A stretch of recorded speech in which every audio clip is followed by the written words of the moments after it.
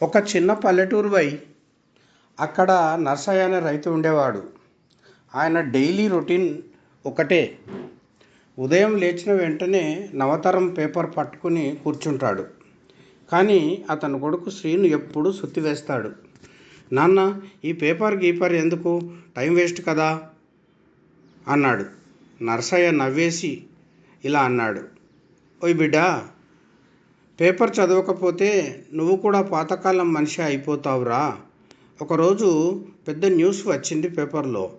రైతులకు కొత్త ప్రభుత్వ స్కీమ్ సబ్సిడీ కూడా ఉంది అని చెబుతూ బోరు బావి ఫ్రీ అంటా అని చెప్పాడు. శ్రీను ఒక్కసారిగా షాక్కు గురయ్యాడు.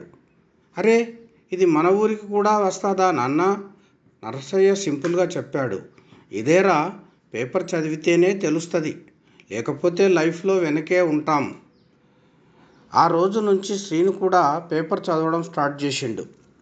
ఇంట్లో సీన్ మారిపోయింది. స్కీమ్ల గురించి డిస్కషన్లు పెరిగినాయి.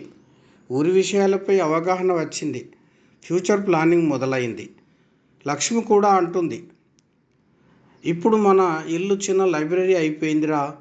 కొన్ని నెలల తర్వాత బోరు వచ్చింది, పంట బాగా వచ్చింది, ఫ్యామిలీ లైఫ్ సెటిల్ అయిపోయింది. సీన్ వచ్చి ఇలా అన్నాడు, నాన్న, నువ్వు చెప్పింది రైట్. పేపర్ అంటే జస్ట్ న్యూస్ కాదు, లైఫ్ గైడ్. చివరికి ఒకటే లైన్, పేపర్ చదవని రోజు అంటే అవకాశాలు మిస్ అయిన రోజు బై. రచన తేరాల రాజేంద్ర ప్రసాద్ గుప్తా గారు.